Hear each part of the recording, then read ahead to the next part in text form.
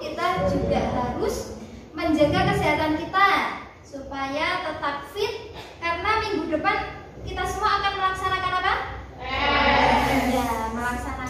Dan juga jangan lupa belajar untuk menghadapi atau mempersiapkan PAS yang mulai Senin depan akan kalian hadapi. Bunda doakan semoga kalian semua dapat sukses dan mendapatkan nilai yang baik saat PAS nanti. Sebelumnya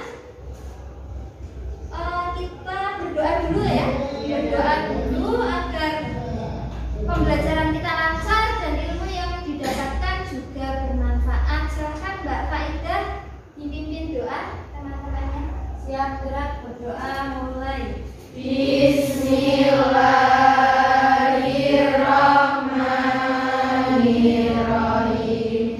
Raditu billahi rabban wa bil islami dinan wa bi Muhammadin nabiyya wa rasulah. Rabbi zidni ilman warzuqni fahman.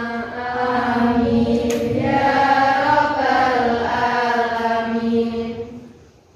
Terima kasih. Selanjutnya kita nyanyikan dulu lagu kebangsaan kita Indonesia Raya. Silakan dipimpin oleh siapa? Mbak Anissa ya? Mbak Anissa silakan maju. Teman-temannya dipimpin. Teman-temannya disuruh berdiri.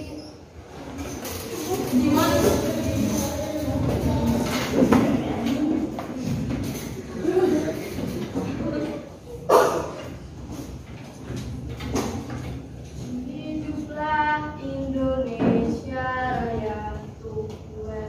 Indonesia tanah airku, tanah tumpah darahku. Di sanalah aku berdiri, jadi pandu ibuku. Indonesia kebangsaanku, bangsa dan tanah airku. Marilah kita berseru, Indonesia bersatu. Hiduplah tanahku, hiduplah negeriku, bangsaku, rakyatku semuanya. Bangunlah jiwanya, bangunlah badannya untuk Indonesia Raya. Indonesia Raya, merdeka, merdeka, tanahku, negeriku yang ku cinta. Indonesia Raya, merdeka, merdeka, hiduplah Indonesia Raya. Mohon untuk duduk kembali. Ada Mbak Anissa.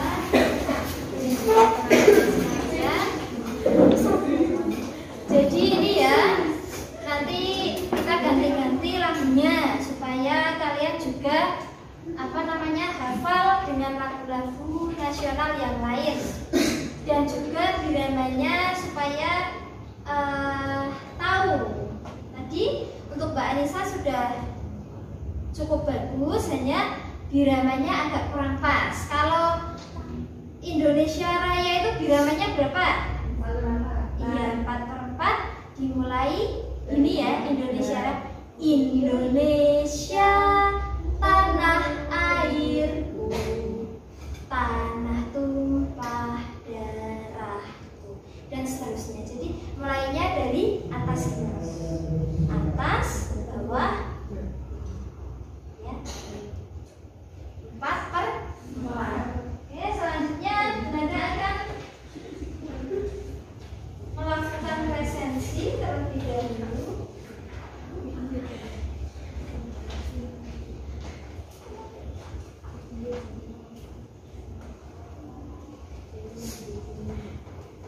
Abdenia, Hadirah. Alif Nazir, Hadirah. Aneta, Hadirah. Anissa, Hadirah. Aprilia, Hadirah. kemudian Askia, Hadirah. terus Dewi, Hadir. Dian, Hadirah. Evika, Hadirah. Fatimah Azza, Hadir. Gebi, Saya. Indah, Hadirah. Intan, Hadirah. Karina, Hadirah. Mala, Hadir. Melinda, Hadirah. Arif, Sama-sama. izin kegiatan pramuka itu di kecamatan. Dan Nabila, Hadirah. Nimas, Hadirah. Rahma, Hadirah. Rifki, Hadir. Rifa, kemudian Sarika, pramuka juga. Ya. Fatimah, Muza, Hadirah. terus Faida, Nita, Hadirah. Tria, Hadirah. Umi, Hadirah. Yulia, Hadirah. Zahratul, Hadirah. kemudian Andini. Alhamdulillah hadir semua kecuali Mas Arif dan Mbak Sarika ya. Ya. Ya, tadi sempat izin ke Bunda, katanya ada kegiatan pramuka di kecamatan. Gitu ya, 2 anak.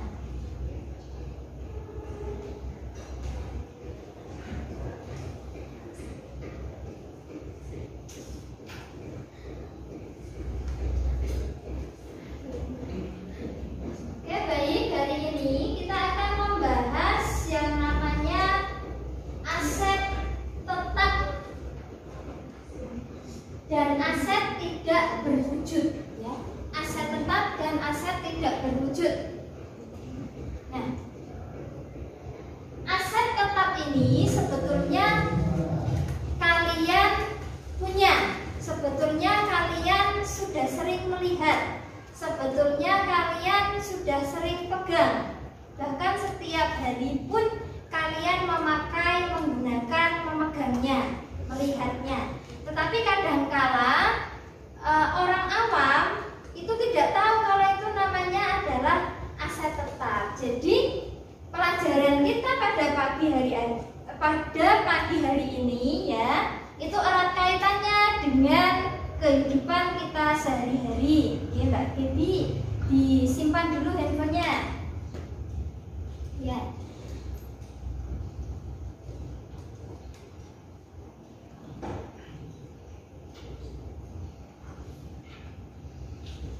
Aset tetap. Siapa yang mau coba? Siapa yang mau memberikan pendapatnya tentang pengertian dari aset tetap itu apa sih? Coba siapa yang mau memberikan? Oke, Mbak Alif, silahkan berdiri, coba berdiri biar lebih semangat gitu ya. Aset adalah harta yang dimiliki oleh perusahaan. Oke, harta yang dimiliki oleh perusahaan. Aset adalah harta yang dimiliki oleh perusahaan, betul ya? Ya.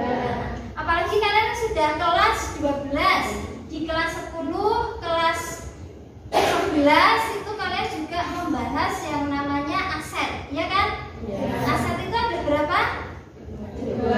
Aset apa dan apa? Aset tetap dan aset lancar. Betul, aset tetap dan aset lancar. Nah, tadi Mbak Alif sudah memberikan pendapatnya bahwa aset itu adalah harta yang dimiliki oleh perusahaan. Betul, tidak salah, tetapi penjelasannya kurang luas. Jadi apakah yang memiliki harta itu hanya perusahaan? Tidak. harta, ya kan? Di rumah. Kalian pun di sini juga punya harta. Ini apa ini? Handphone. Handphone ini juga merupakan hartamu, ya sih? Jadi tidak semua harta itu milik perusahaan. Setiap orang, setiap badan itu bahkan memiliki harta. Orang tuamu juga punya harta, gitu nggih? Jadi aset itu bisa dikatakan harta karena nama lain dari aset itu adalah harta atau juga disebut aktiva. Jadi aset itu adalah kekayaan, ya, lebih jelasnya adalah kekayaan yang dimiliki oleh siapa? Oleh orang bisa, oleh badan bisa, oleh komunitas bisa, oleh perusahaan juga bisa. Kemudian jenis-jenis aset tetap, contohnya apa saja? Coba siapa yang mau memberikan contoh? Ya Mas Rifki, silakan berdiri Mas. Contoh aset tetap di rumah saya ada lemari, meja, kulkas, dan kendaraan. Oke, betul sekali ya yang disampaikan oleh Mas Rifki. Bahkan Mas Rifki mencontohkan secara nyata di rumah Mas Rifki. Contoh aset tetapnya adalah apa tadi?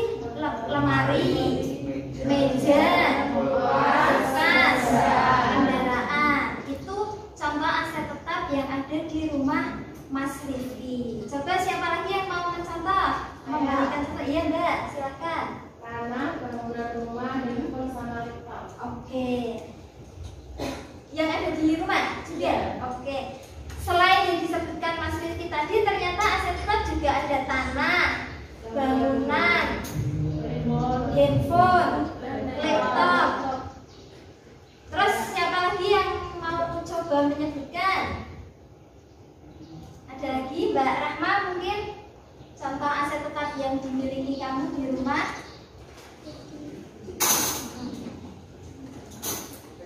Ada televisi. Iya, televisi. Mesin cuci, kipas angin. Betul ya? Oke. Tepuk tangan untuk kita semua. Betul sekali. Aset-aset tetap yang sudah disebutkan tadi, contoh-contohnya ada televisi, kulkas, kipas angin, apa itu namanya? Kendaraan, handphone, tanah, bangunan, mesin cuci, laptop, terus apa lagi ya? Lemari, meja, dan lain sebagainya. Itu adalah contoh aset tetap yang dimiliki oleh hampir semua orang, ya, oleh rumah tangga, gitu kan? Rumah tangga itu hampir semuanya memiliki hal-hal yang contoh-contoh aset yang disebutkan tadi.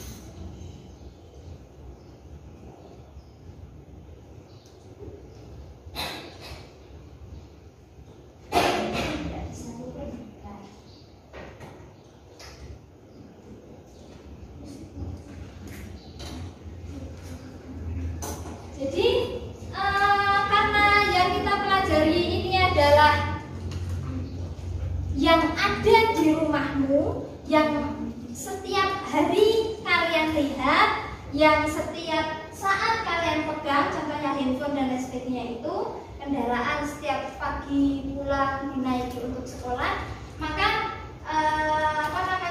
Bunda berharap kalian semua juga bisa fokus dan juga bisa lebih bersemangat untuk mempelajari aset tetap ini. Supaya apa? Supaya nanti kalian bisa terapkan dalam kehidupan sehari-hari. Itu nggih, perhitungannya dan lain sebagainya. Adapun kompetensi dasarnya, ini kok kekecilan tak bisa.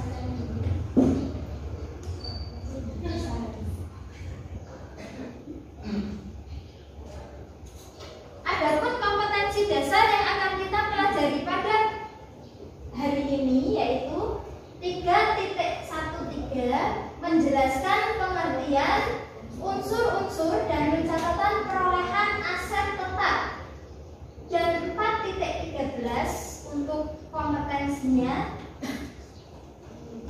menentukan dan mencatat harga perolehan aset tetap.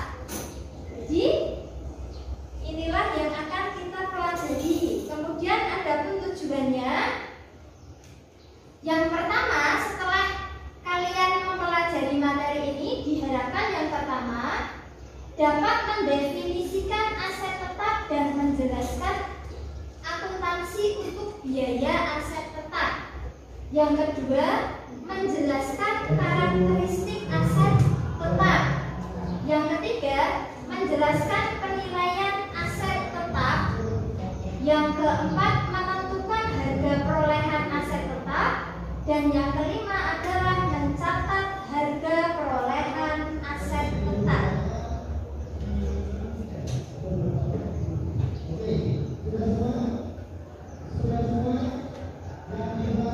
Bila tadi Mbak Alif itu sudah menyampaikan bahwa pengertian dari aset adalah harta yang dimiliki oleh perusahaan ataupun orang ataupun badan, gitu ya Mbak ya.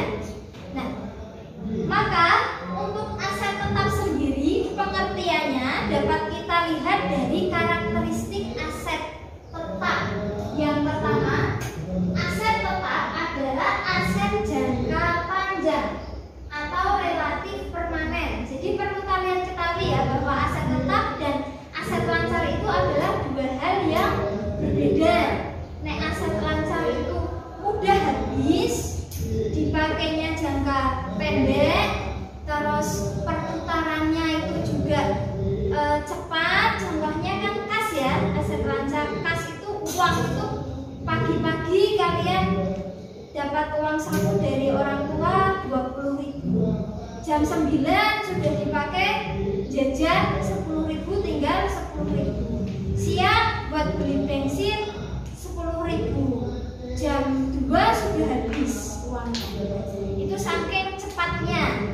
Makanya kas itu juga termasuk ke dalam aset lancar. Nah, kalau aset tetap ini jangka waktunya panjang, biasanya lebih dari 1 tahun, dapat digunakan lebih dari 1 tahun. Contohnya TV di rumahmu sudah berapa tahun digunakan? Bertahun-tahun kan? Sudah lebih dari 2 tahun? Meja tamu atau kursi tamu di rumahmu bertahun-tahun, bahkan ada yang dari kamu kecil sama meja kita kan saiki SMK ya masih ada mejanya itu. Itulah karakteristik aset tetap yang pertama. Kemudian yang kedua, aset tetap adalah aset berwujud karena terlihat secara fisik. Meja ada wujudnya, bisa kita lihat dulu persegi panjang. Teksturnya halus. Terus atos, kotak-kotak ini bisa, ini ya. Ini. Terus lemari bentuknya seperti itu, kita bisa lihat. Kendaraan bentuknya seperti itu dan lain sebagainya. Kemudian yang ketiga, aset tetap ini dimiliki dan digunakan oleh perusahaan dan tidak dimaksudkan untuk dijual sebagai bagian dari operasi normal. Jadi aset tetap ini dibeli tidak untuk dijual, tetapi untuk digunakan. Contohnya, ibumu beli mesin cuci misalnya, itu kan bukan untuk dijual sih, tapi untuk digunakan sehari-hari dalam mencuci. Terus ibumu beli kendaraan, itu juga tidak hari ini beli, nanti besok dijual atau nanti sore dijual, kan tidak seperti itu. Tapi untuk digunakan dalam jangka waktu bertahun-tahun, baru nanti bisa juga dijual karena sudah digunakan selama bertahun-tahun, gitu kan? Nah, ini adalah karakteristik aset tetap. Nah, sekarang adalah mengklasifikasikan biaya.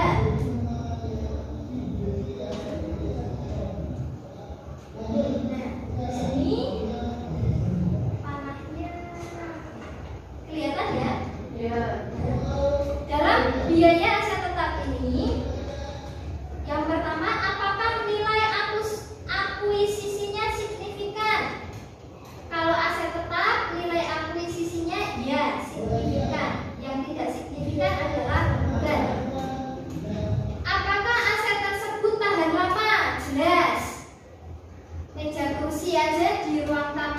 bertahun-tahun masih tetap ada. Paling rusaknya dari timbangan raya atau bedol karena waktu kecil kalian sering loncat-loncat di sofa, bedolnya jebol. Tetapi tahan lama ya. Ya, yang tidak tahan lama itu adalah beban. Apakah aset tersebut untuk tujuan produktif? Ya, contohnya mesin cuci dibeli untuk tujuan produktif, untuk mencuci setiap hari. Kalau tidak digunakan itu untuk investasi. Kalau tidak digunakan untuk tujuan produktif. Kemudian di sini adalah harga perolehan aset tetap. Di sini contohnya apa itu kendaraan ya, kendaraan. Lagi juga ada yang menyebutkan bahwa aset tetap adalah tanah, gitu ya. Nah, Muza menyebutkan aset tetap contohnya adalah tanah. Untuk menghitung harga perolehan aset tetap, ini dihitung dari misalnya saja contohnya tanah. Tak besarkan lagi sedikit. Harga perolehannya dihitung dari harga beli ditambah pajak penjualan, ditambah perizinan, ditambah komisi makelar, ditambah biaya balik nama, ditambah biaya survei. Ini untuk contohnya tanah. Masih ada lagi ternyata ditambah pajak real estate, ditambah pembongkaran bangunan yang tidak diperlukan apabila tanahnya itu ada bangunannya. Terus tambah lagi perataan tanah, misal tanahnya belum rata dan mau digunakan untuk perumahan mungkin. Terus ada lagi ditambah pengaspalan atau pelapisan jalan umum yang membatasi tanah. Nah, apabila aset tetapnya berupa bangunan, maka biaya atau harga perolehannya dihitung dari semua biaya yang muncul, dari mulai biaya jasa arsitek untuk menentukan bentuk bangunan, biaya jasa insinyur, biaya asuransi, biaya bunga atas pinjaman untuk konstruksi apabila uangnya pinjam bank, kemudian jalan untuk membangun jalan setapak ke dan sekitar bangunan. Masih ada pajak penjualan lagi, masih ada perbaikan pembelian bangunan bekas, rekondisi, modifikasi, dan izin dari badan-badan pemerintah. Ditambah ke semua itu jadi harga perolehan. Kemudian apabila aset tetapnya berupa pengembangan tanah, maka di sini biaya-biayanya yaitu ada pepohonan dan rerumputan. Rumput itu kalau di kota-kota bayar ya, beli rumput yang bagus-bagus itu loh. Terus ada biaya membuat pagar, area parkir, penerangan halaman, selokan dan drainase dan lain sebagainya. Kemudian apabila misalnya aset tetapnya berupa mesin dan peralatan, maka harga perolehannya dihitung dari harga beli ditambah pajak penjualan, ditambah biaya angkut, ditambah instalasi, tambah perbaikan, tambah rekondisi dan lain sebagainya. Ada asuransi, perakitan, modifikasi, pengujian dan lain sebagainya. Nah, biaya akuisisi aset tetap tidak termasuk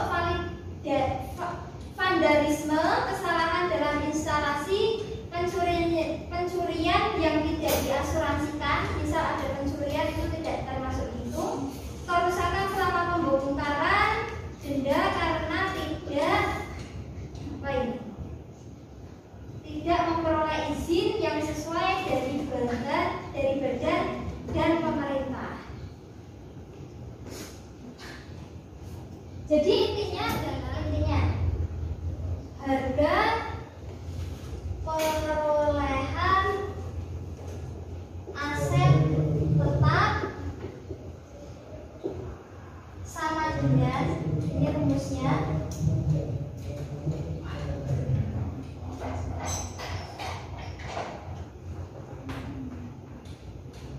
harga beli ditambah biaya yang muncul sehubungan dengan harga belinya ini. Misalnya ya, kita hitung. Bu Nanda membeli tanah atau membeli mesin cuci aja wes. Kalau tanah kemahalan. Bu Nanda membeli mesin cuci harganya 5 juta. Kemudian dari toko diantarkan ke rumah Bu Nanda, ada ongkirnya. Ongkir tahu ya, ongkir ya? Ongkirnya 100.000. Kemudian sama yang beli itu dirakitkan mesin cucinya sampai bisa digunakan. Itu Bu Nanda mengeluarkan biaya ngupahi tukangnya itu 50.000. Berarti harga perolehan, saya singkat, harga perolehan mesin cuci sama dengan harganya berapa tadi? 5 juta. Ditambah biaya apa saja yang muncul tadi? Ongkir. Ongkirnya berapa tadi? 100.000. Ditambah lagi 50.000. Biaya perakitan 50.000. Sama dengan 5 juta tambah 100.000 tambah 50.000. 5.150.000.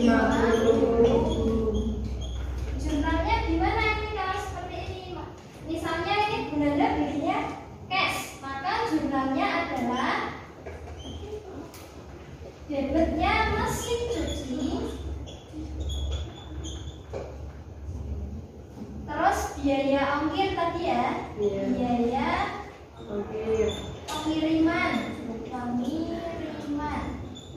debit lagi biaya pemasangan,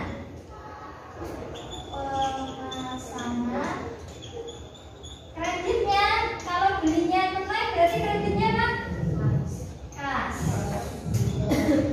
Mesin cucinya adalah 5 juta. Terus biaya pengirimannya adalah 100.000. Biaya pemasangannya 50.000. Kasnya, pinter kasnya 5.150.000.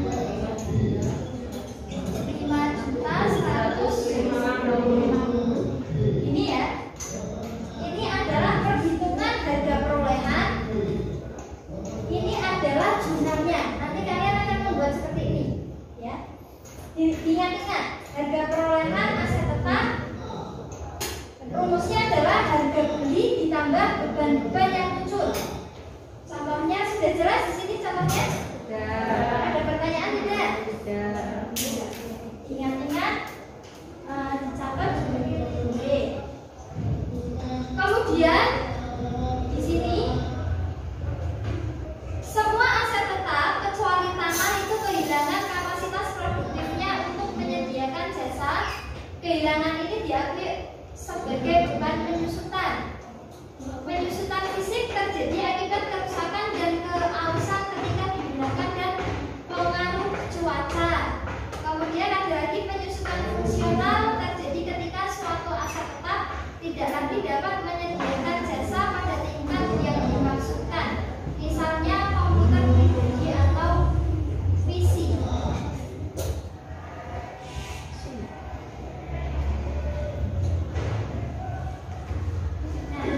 Faktor-faktor beban penyusutan. Jadi aset tetap itu bisa disusutkan. Penyusutan di sini maksudnya adalah pengurangan nilai atau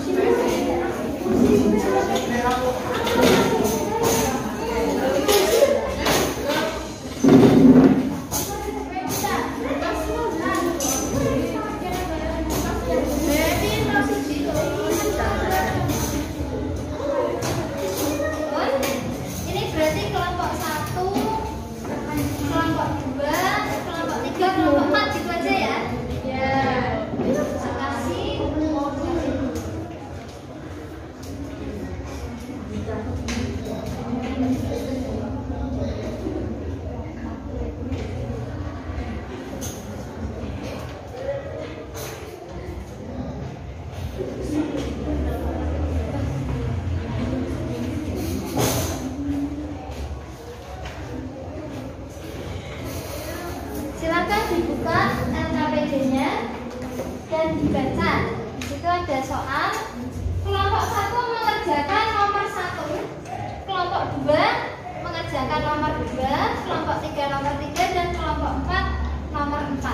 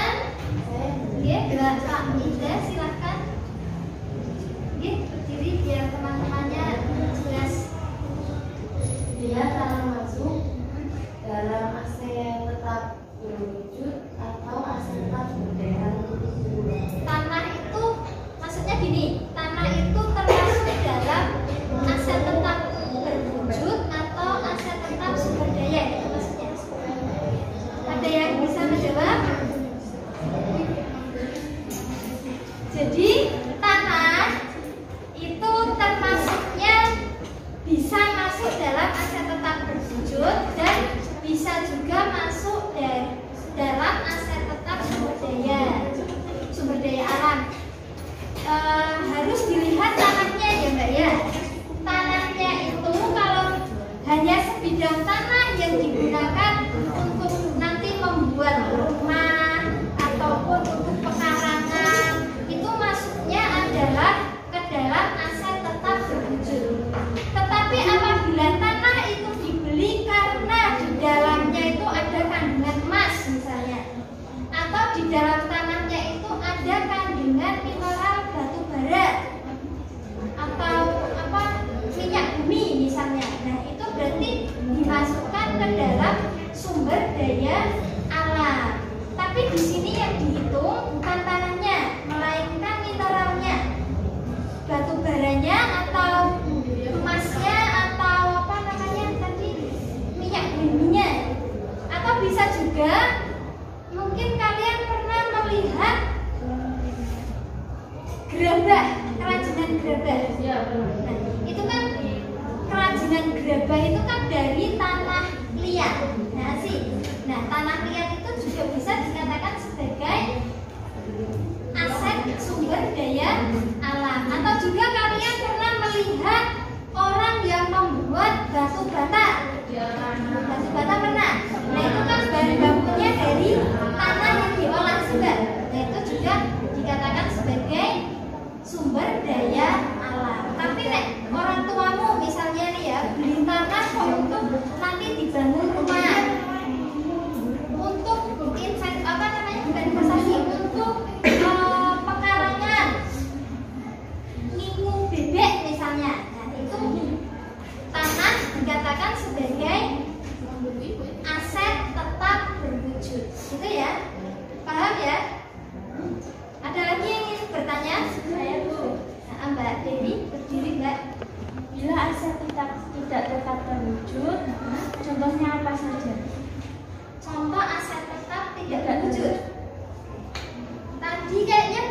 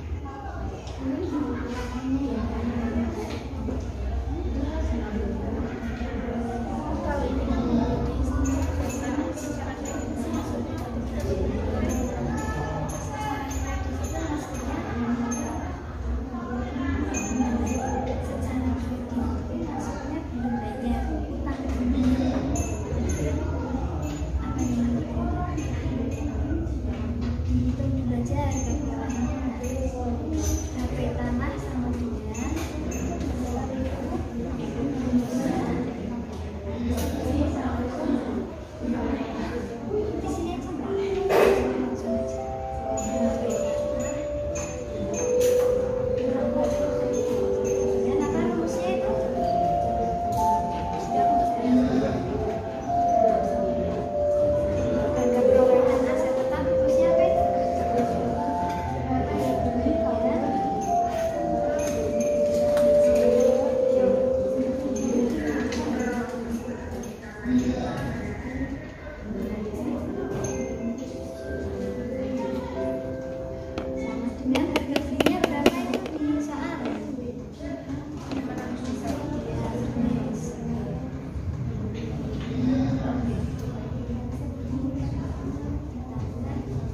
belanja yang muncul apa saja dan berapa harganya.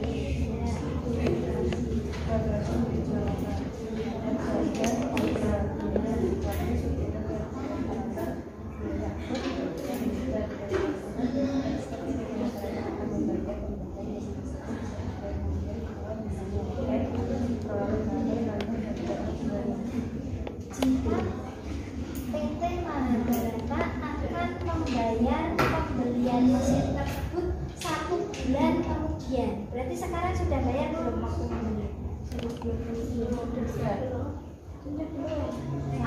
Aku beli jilbabnya ya di kamu, aku bayarnya kok gimana? Sudah belum? Kalau belum dibayar berarti apakah kasnya kurang? Kalau belum bayar? Kan belum bayar. Itu berarti aku beli jilbab di Bisa. Aneta, aku beli jilbab di Aneta 30.000. Terus apa namanya? Tapi Mbak Aneta, Bunda bayarnya bulan depan ya. Uangnya Bunda kurang nggak? Enggak. Tambah nggak? Enggak. Betul sih. Iya. Tapi Bunda biar apa nih Mbak Aneta? Utang. Sama ini juga. Berarti ini utang. Berarti ini warnanya kredit. Jadi kredit tapi bukan kas. Berarti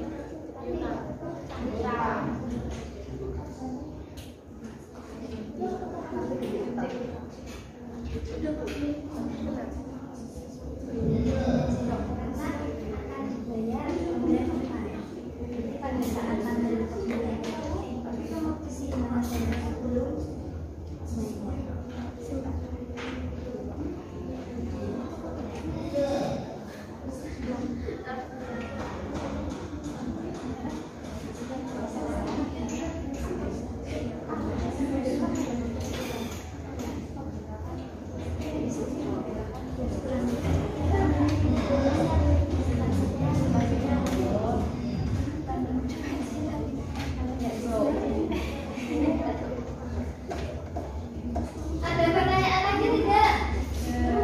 Tidak ada. Sudah jadi semua? Sudah. Alhamdulillah sudah jadi semua. Tapi kalau kita mau apa namanya maju presentasi sekarang, waktunya tidak sampai ya? Kurang 5 menit lagi kelasnya akan dipakai oleh jam berikutnya. Ya. Jadi kita tutup apa namanya tugasnya disimpan, besok pertemuan besok kita laksanakan presentasi sama ya. Kan sudah selesai semua sini. Pertemuan besok tinggal presentasi. Silakan ditutup dan kembali ke tempat masing-masing.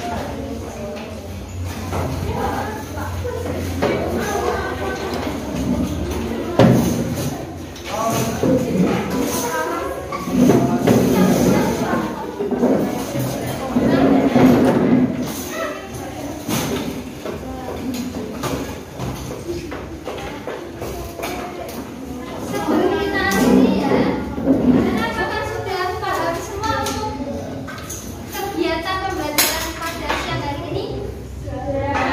Kita tadi belajar apa saja? Aset tetap, terus jenis-jenisnya juga ya. Contoh-contohnya juga, contoh dari aset tetap berwujud ya tadi ya. Berwujud, tidak berwujud, dan sumber daya.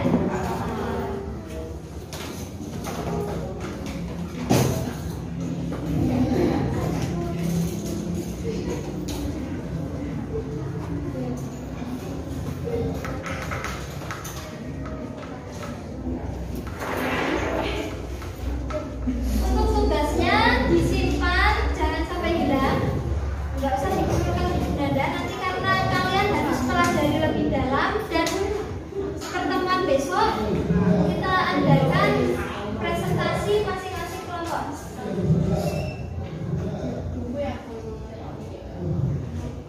Tadi kita sudah belajar tentang aset tetap, pengertian, karakteristik, dan juga contoh-contohnya juga, dan juga jenis-jenisnya juga.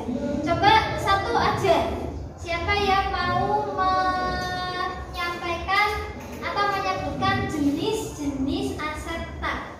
Satu aja. Oke, Mbak Evika silahkan. Aset tetap ada 3. Aset tetap berwujud, tidak berwujud, dan sumber daya. Oke, betul nggih? Aset tetap berwujud, aset tetap tidak berwujud, dan aset tetap sumber daya. Ada pertanyaan atau tidak sebelum kita akhiri? Apabila tidak ada pertanyaan, silakan berkemas-kemas. Sampun? Ternyata gercep ya kalian kalau berkemas-kemas. Nah, dipimpin berdoa Mbak Pak Indah di dalam hati yang sederhana.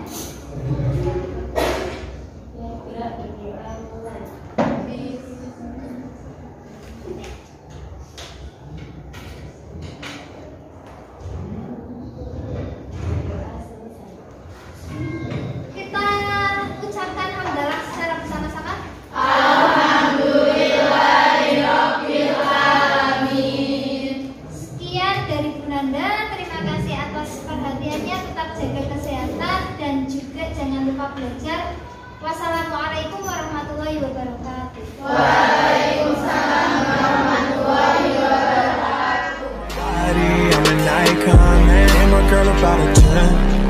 should fuck her in a